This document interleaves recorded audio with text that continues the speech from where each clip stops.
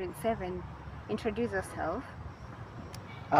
Ladies and gentlemen, once again, I think uh, I'm relatively now on most of the social medias because I happen to be the first millennial and to actually have the aspiration to become the Kenyan president in 2027.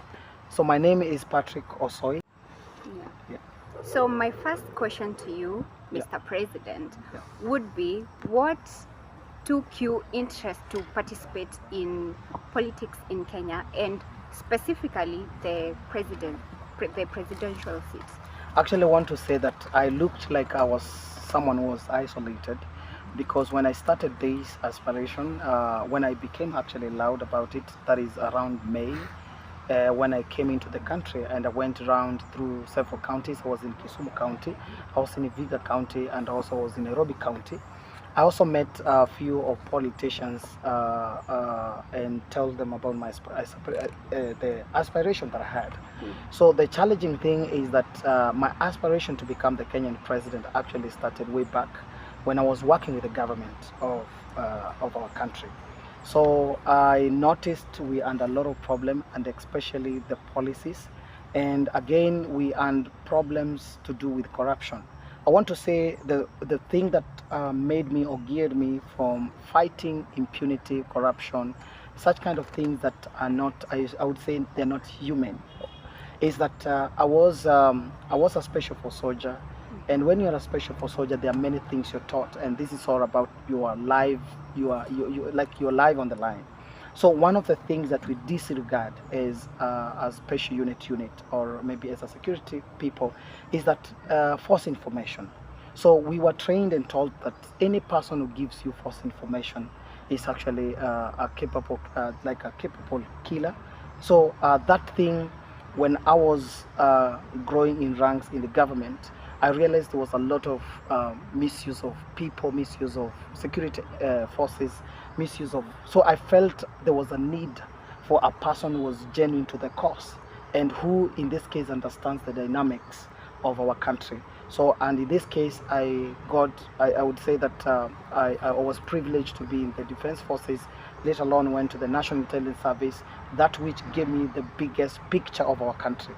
So this is good enough. As I say that I want to, actually if you check on most of the things, even on my campaign website, you realize corruption is a key thing that I have highlighted there. Yeah.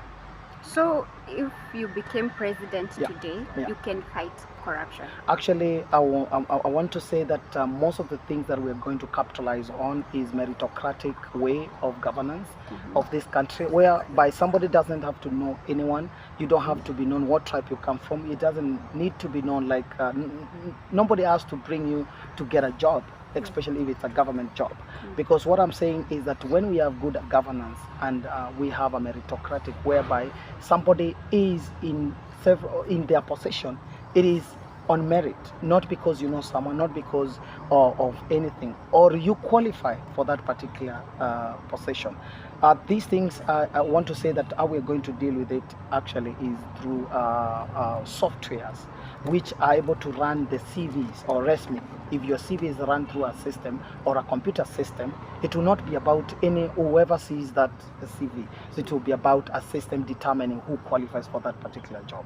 The same thing with the procurement, because we also need to have procurement processes being generated by by a software, whereby now it will have little interaction with the people, and that minimizing or making corruption to be, like, especially on matters recruitment and matters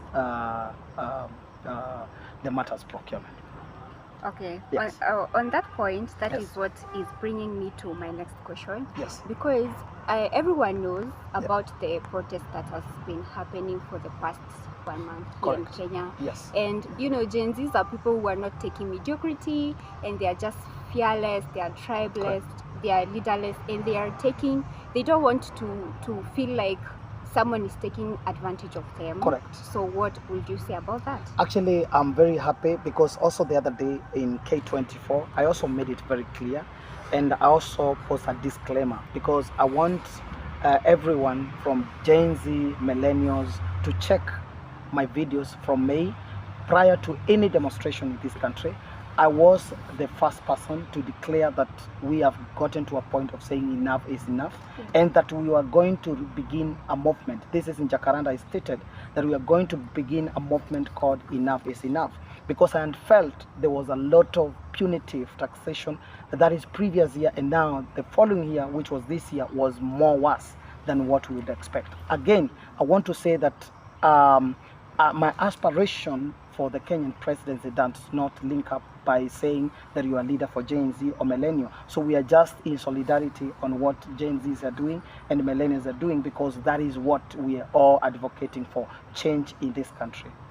And now because, you know, the president has been listening to Gen Zs. If Gen Zs say they don't want for example, the finance bill. Correct. The Gen Zs say they don't want the finance bill, and the president agreed to reject it. Yes. But yesterday, I maybe you saw it. The president said that enough is enough. Gen Zs are bringing too much. Correct.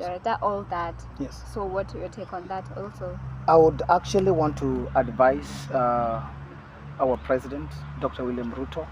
You know, there's a time in life, or I would say that there's a time, and this time is now, whereby politicians and leaders in this country need to understand it is not about their interests or how best they think they can run this country.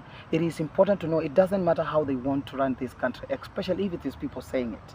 If it is people who are requesting, they are requesting this. These people are the ones that have put them in those offices. So it's not about his interest, thinking how he's going to do to Kenyans. It's about us, we Kenyans, what we want it done. So I want him to understand at this point it's not about him or about what he can do or what he is aspiring to do, but what are Kenyans who elected him in that position, what they want.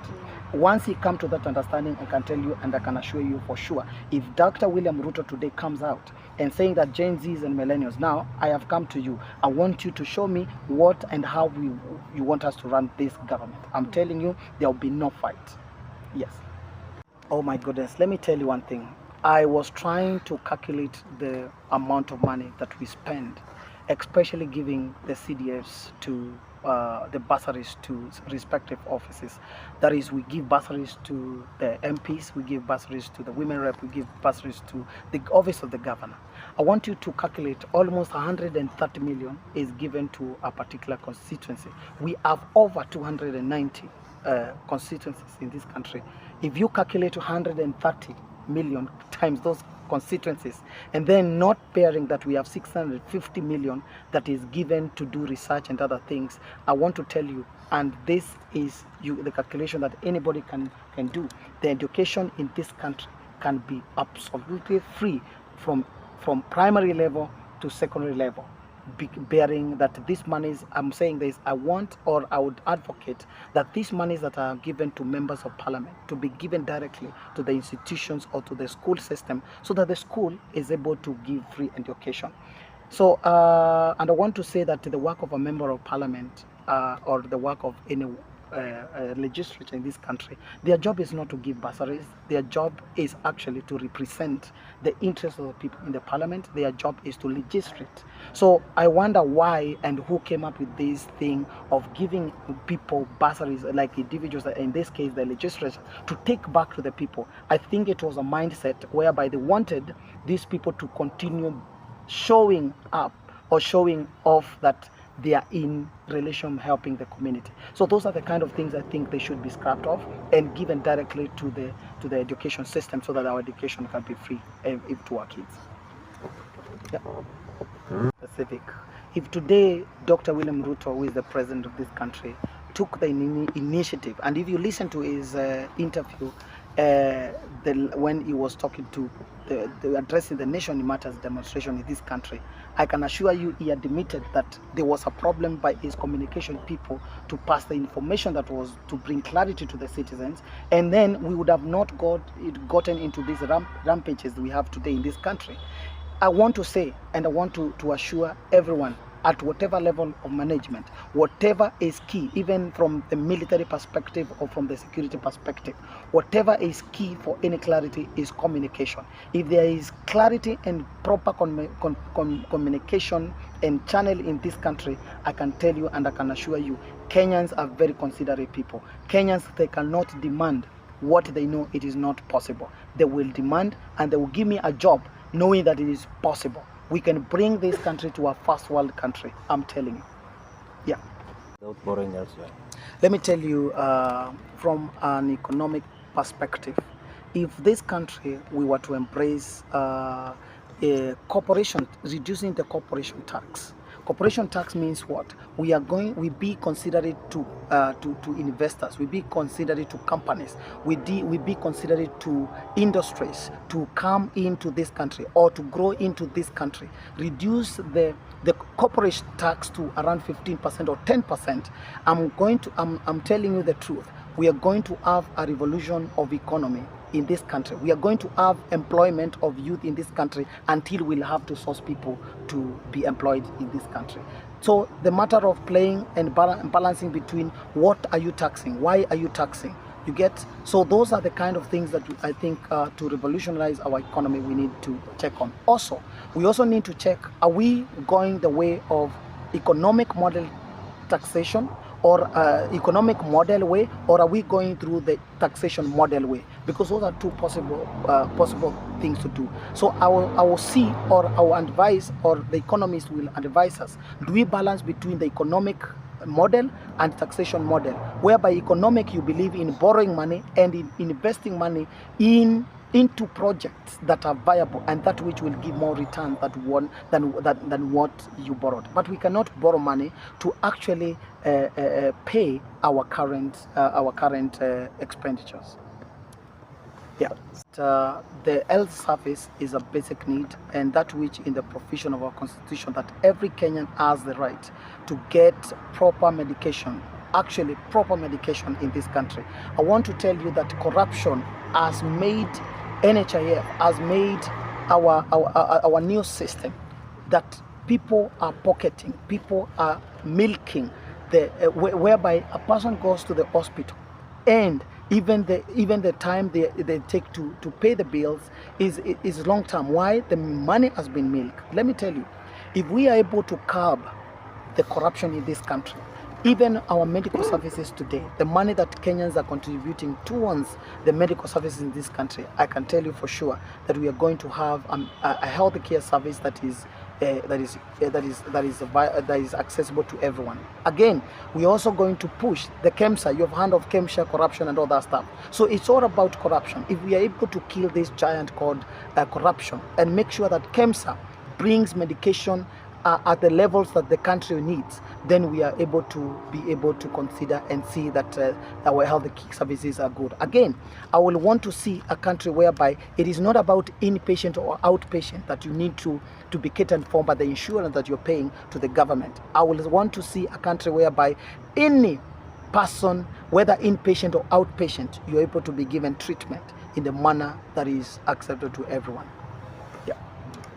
That I said it's a very irrational decision. That was, I would call it, again and again.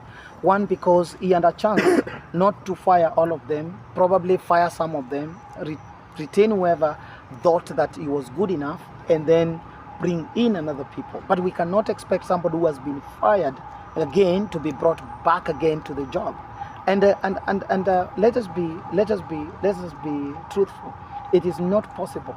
A company just dismissing you and then calling you back again unless you've gone to court or something else. So what I'm seeing here, it was a political game where Mr. William Ruto took the advantage of Gen Z's and millennials demonstration so that he is able to fight his enemies within the appointment that had been appointed before. Because right now, even if he fires anybody, it's gonna be it is pressure from the Gen Z's. So nobody questions him when he fires anybody. So he wanted, or I would say that this was a mind game that he took so that he is able to deal with people that he felt that were not suitable for him.